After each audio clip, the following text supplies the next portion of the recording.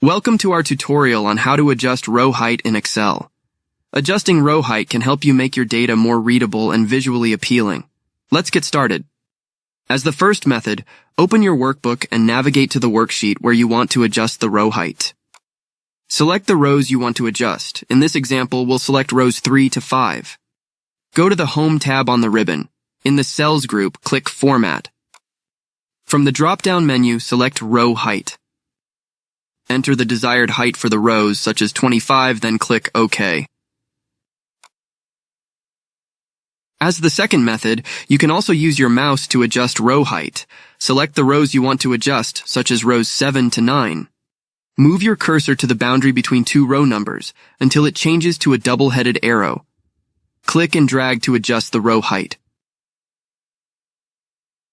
Thirdly, Excel also allows you to auto-fit the row height to match the content. Select the rows you want to auto-fit, such as rows 11 to 13.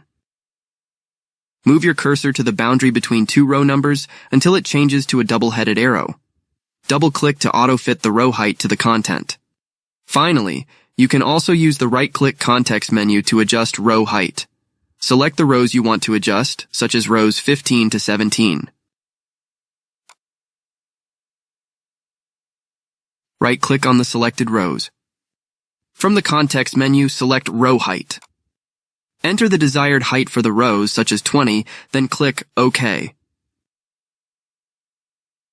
To recap, adjusting row height in Excel can be done using the ribbon, the mouse, the AutoFit feature, the right-click context menu, or VBA. This helps make your data more readable and visually appealing. Thank you for watching. We hope you found this tutorial helpful. For more Excel tips and tricks, be sure to check out our other videos.